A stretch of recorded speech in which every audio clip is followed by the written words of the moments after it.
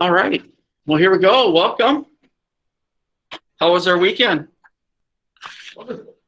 Wonderful. Good. Good. Wasn't too bad of a weekend. Anyone want to share some highlights? Appropriate highlights? Work? Okay. Did some working. Had a nice get together lunch with my son, so that was fun. If you want to go out and test, have lunch, sit in a restaurant, so we gave that a shot. All the places you want to go, the Nook in St. Paul. Has anyone been to? It's a burger place right across from Creekton. I think it would be borderline. Well, it had appeared on Triple D, drive-ins, diners and dives. Right? So it's kind of that neighborhood diner feel to it. So it was good. It was good. All right. So hopefully we had a good weekend and all that stuff. I have updated grades. However, if you took the exam a little bit later last night, I did not get to that. I will get to that later today. And so if you did not do it, you need to get it done. Just get your grade all nice and clarified and all that stuff. Do not get further and further behind. All right. And this week, with what we have going on in class, it is possible to get that stuff taken care of. All right. So there we go. I think we have a 4-day week. Friday is off. So we'll utilize our time in class as best to our ability. All right. So with that, we are going to look at today a case study, or begin to look at a case study dealing with an authoritarian, and this may be one in which you'll be able to pick from. All right, but to kind of get us in that direction here, just a little review here of a profile of an authoritarian state. So we have looked at 3 authoritarians. We have looked at Hitler, Stalin, and Mao. All right, and so if we look at if we create a profile based on these 3 leaders, what kind of characteristics would these leaders have? Charismatic. Okay, we got charismatic. Anyone else?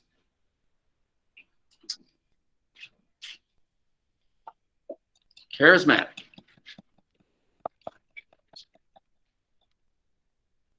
What was the question?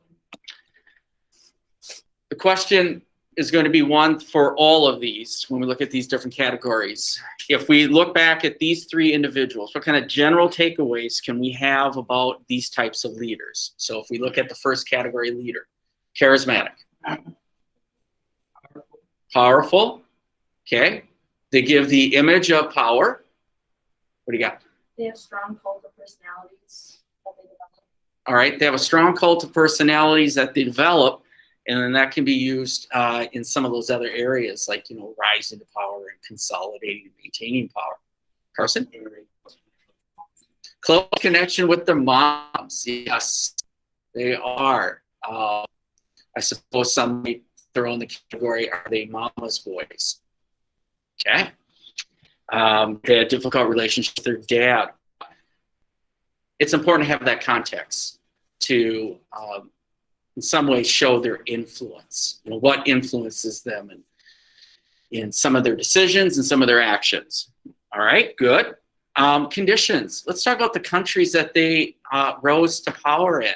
What can we say about the conditions for their countries? What do you got?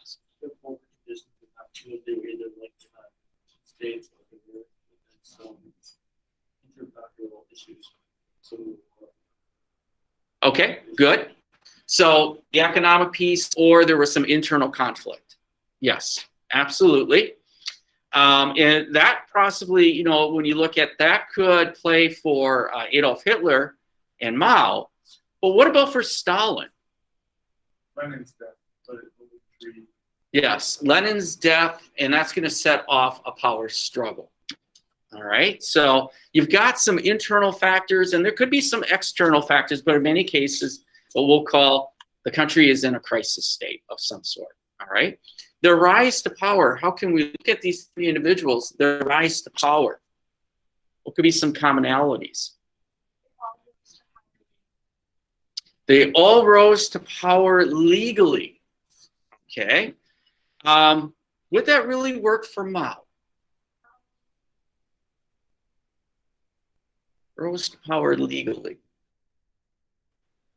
If we look at Hitler's rise to power, it was through the ballot because the Nazi party succeeded, and then eventually the chancellorship is appointed to him.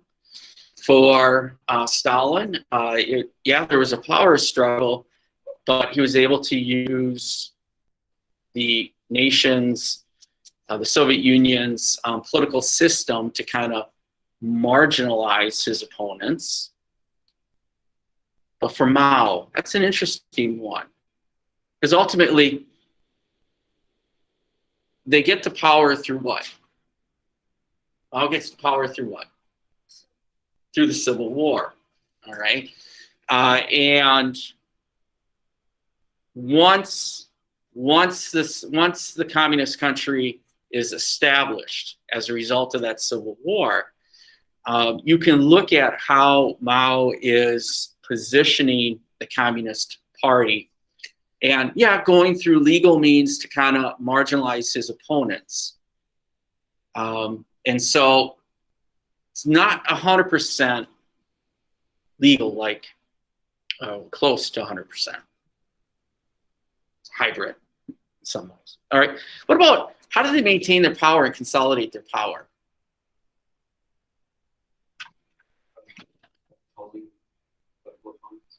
What's that? Okay, gotcha. With the political opponents, absolutely.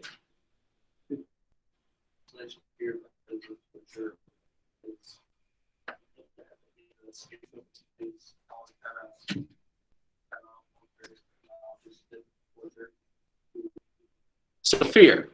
Fear is a big one. Fear is a big factor. Anyone else? Consolidate and maintain power. I think just like somehow always having some type of, always giving the people some type of like feeling of you're superior, like you're not even on the team. Okay. All right. So you have in some ways they are ruling without necessarily what we'll call the popular consent. And so a number of factors can throw in there, as I already mentioned.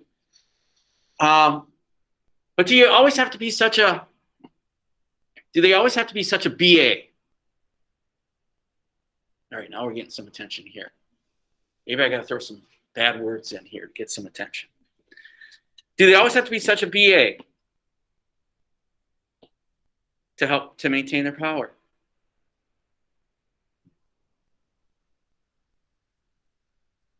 So they always have to be ruthless and destroy in order to create. I mean, not necessarily. Because Mao didn't have these brain that started working. Right. He didn't have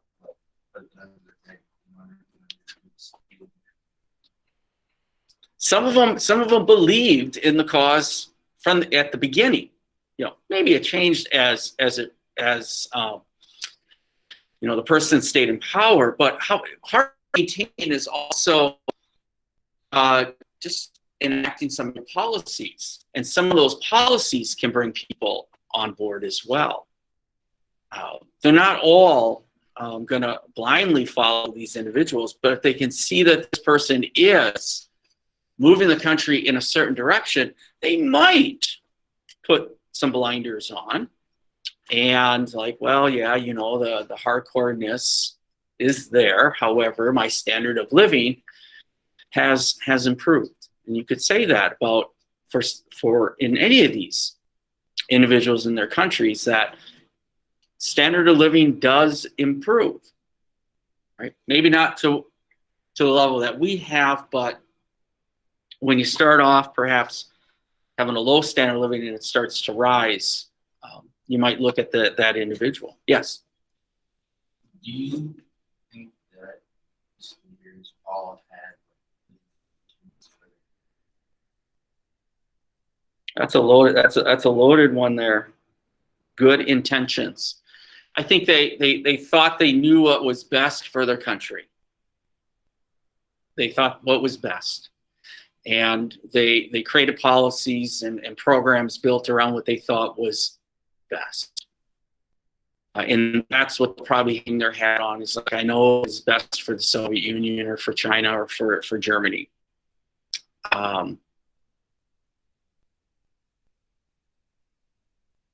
I don't think they can say otherwise. They had motives. Clearly, they had motives, personal motives at best. But I think that they will say that what they did was best for their country based on their vision. It's the best way I can answer that one. All right, and usually how it ends, does it seem like it ends abruptly? It's like, one day Mao's here, he's done. One day Stalin's here, done. Does it seem to end abruptly like that?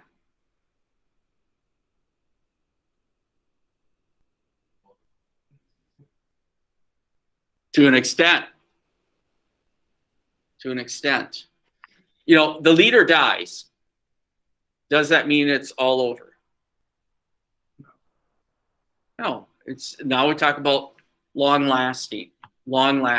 When any leader leaves office, it doesn't necessarily mean that it ends right then and there and all of a sudden a whole new shift. And we can see that, if we just talk about leaders in general, we can see that in our own country as we transition from administration to administration.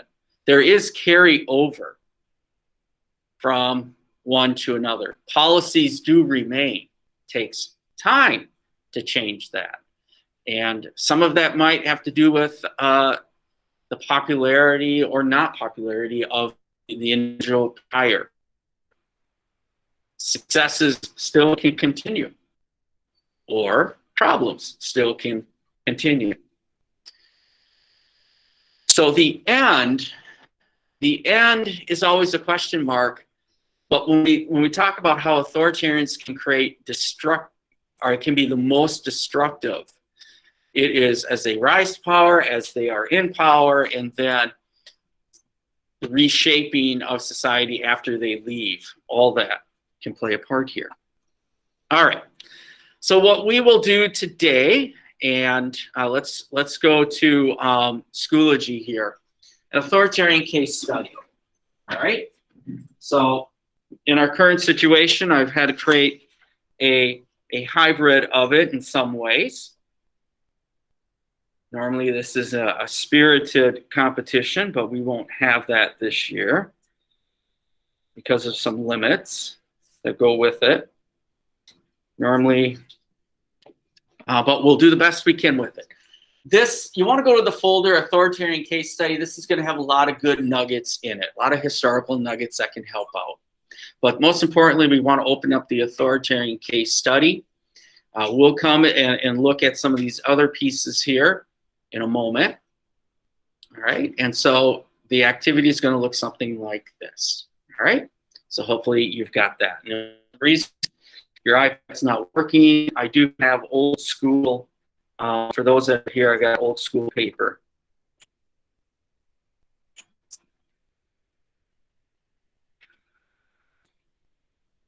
Okay. All right. So here we go. Our objectives.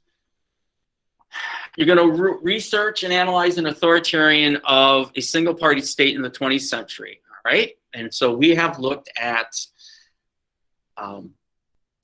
Stalin, Hitler, and Mao. All right. And you will look at their rise to power here, their path to power. So get some context to what is their way of coming to power.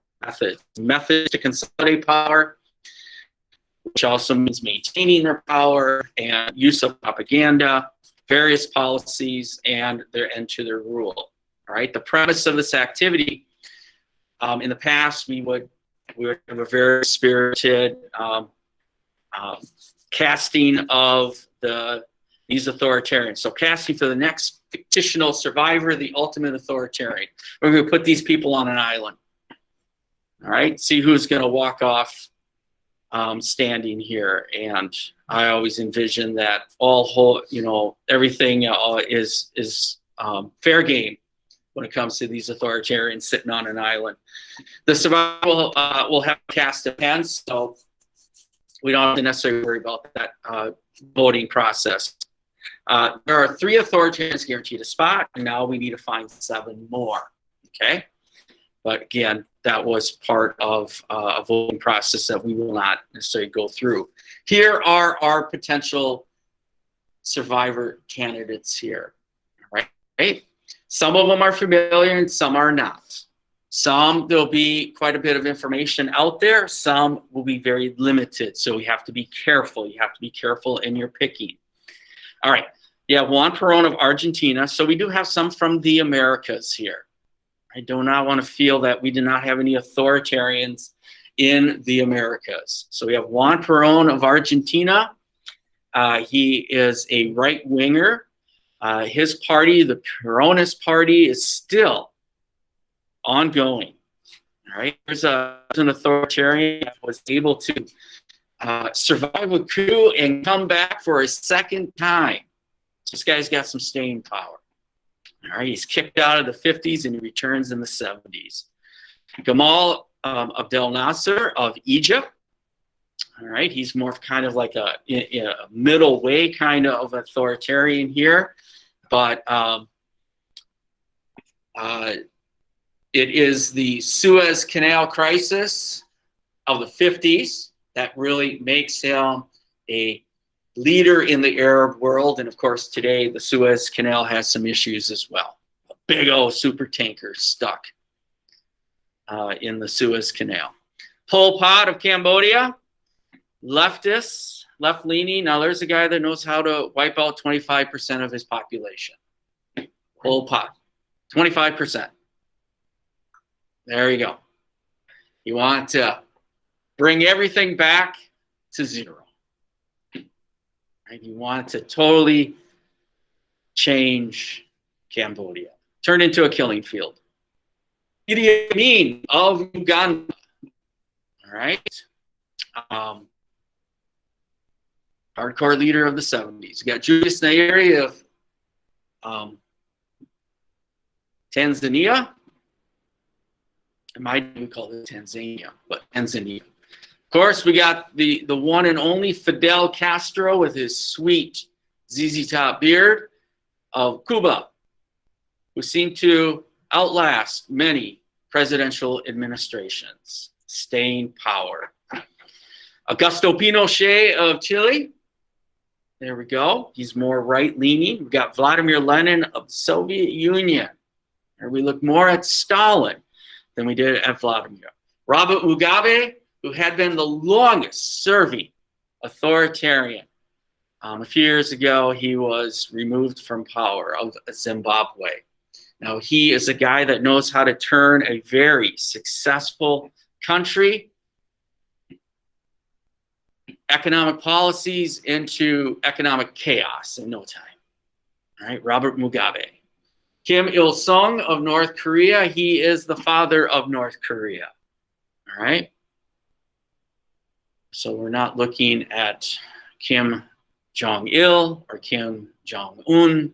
We're looking at Kim Il-sung of North Korea. Of course, El Duce Benito Mussolini of Italy. He is like the Don of the authoritarians, one might say. The Don of fascism, I should say. Of course, we got Francisco Franco. We understood a little bit from Spain, and then Saddam Hussein of Iraq. All right.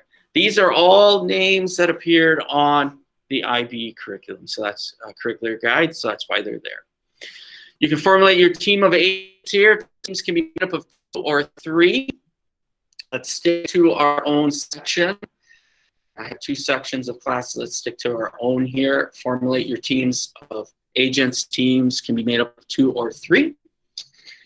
Engage in social distancing, though, as we're working in teams. And if we have to, if you work with 3, we can always move out into the hall and work on them as well. All right, authoritarians, you pick. All right, so later today, I'm going to ask for you to tell me what your pick is. So those at home, make sure you put into the chat. If I do know which one you're picking, I will hunt you down. All right, we'll find it.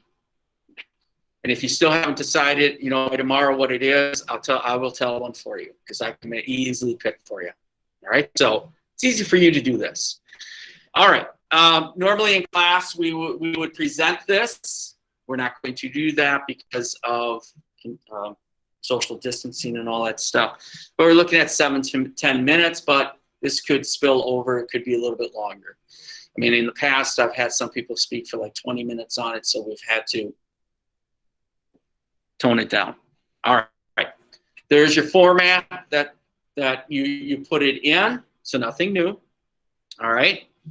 Components. All right. So we're going to take some time here, but these are the components. So we are following the profile that we have done for other authoritarians. We look at their background, their information. Gives us that historical context. Their upbringing is a part of it. All right, based upon the methods, the events, people, ideological statements, outmaneuvering their opponents within their party and outside their party, outsmart them, all that stuff. Maybe it is a war. Consolidation of power, the methods, law, secret police is part of it, propaganda. All these authoritarians are going to have their own form of secret police. Some are a little bit more dynamic. They got some cool names. Policies, economic, social, political status, women, arts, those things, that we've done on those graphic organizers. Focus on at least 3. You don't have to do the laundry list of them. Judge which ones are the big ones. All right? Work smart on it. Far-reaching, successful. Bring in specifics about those policies. If you say that their economic policies were a disaster, which ones are they? Okay, so again, this can showcase the good and the bad, or a combination. Decline and fall, events, reasons. Maybe there was a coup. Maybe they just died. There could be a number of circumstances. Other key information that I feel is important to share. Fidel Castro was 6'2", at least 6'2". Little fun tidbits. All those little things like that. Champion boxer, champion downhill skier, or alpine, all those things. Visuals, clips, audio, this can only enhance to your authoritarian profile. You turn in a Google slide with some voice but no images, that's not really cutting it. And since these are in the 20th century, there are some little clips, little video clips that you can slip into your presentation. 20th century, there's lots of stuff well documented about some of these individuals. All right, additional components. All right, so this is kind of like the meat and potatoes here of it, but now other elements of it as well, and this is where we can find in our, you need to also include characteristics of the totalitarian state in the IB learner profile. All right, so here again, where it says determine which characteristics of the IB learner profile that best matches your authoritarian. So if you open up that document, it's going to look something like this, and I also have, and it gives you definitions of it. All right. So some of these individuals, again, you might think they're BAs, and they're probably not going to be caring.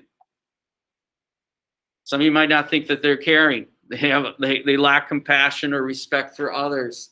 Some, again, 25%, killing 25% of the population. And that might not be caring. Or maybe you say, oh, I care. But look on there, which one or ones apply and why. Again, just don't have a laundry list. I think Juan Perón is knowledgeable thinker, communicative, move on. Why do you think that?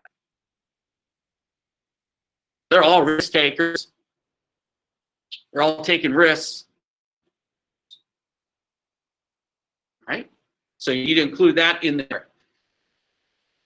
Failure to include that, well, that could be a point or two deducted there, and doesn't take long.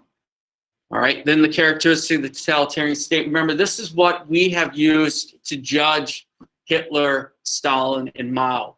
So you need to include as kind of like showing why you think your authoritarian is close to being a totalitarian.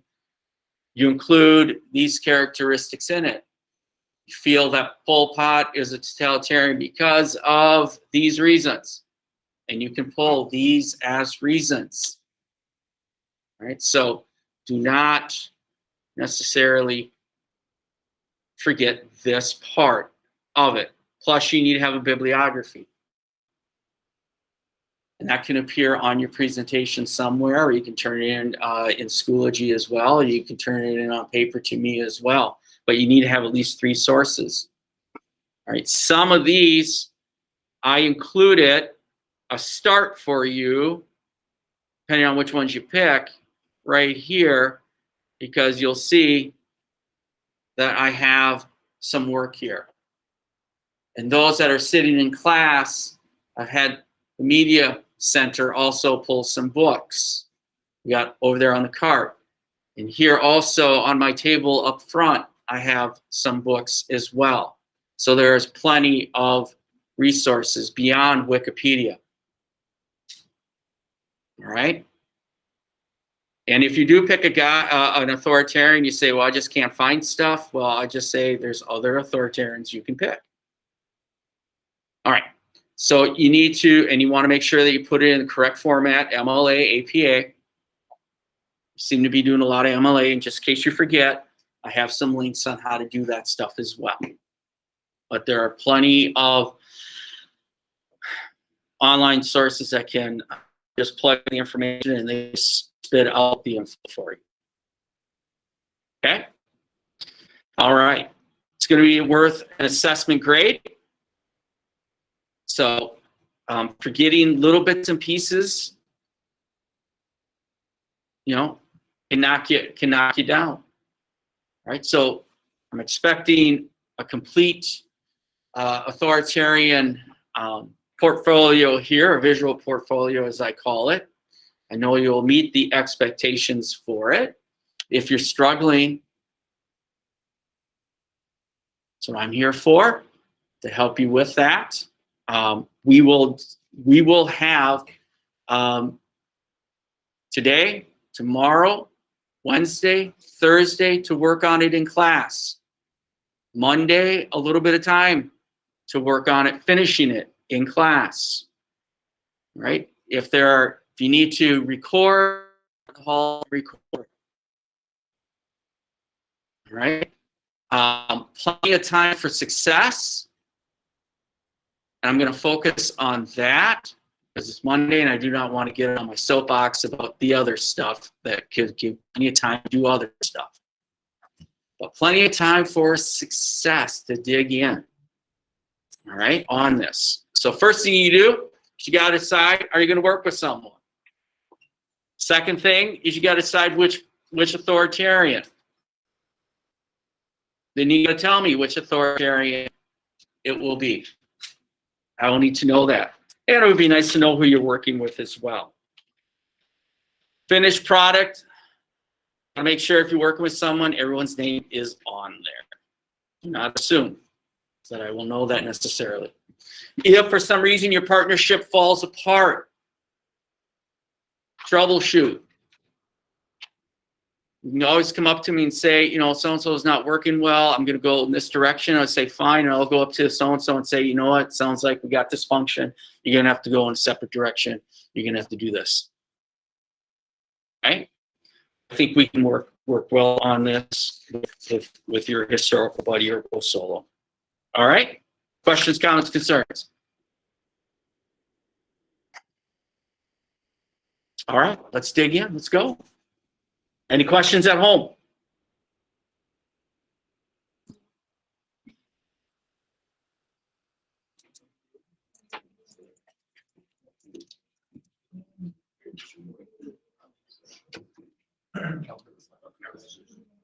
Yeah, you can use that. All right, those at home, please, make sure that you tell me who you are working with and what is your person that you're going to focus on. Okay, and yes, for VLA, you can work with people in other sections. Okay. All right. You can stay on or you can exit and begin the research process.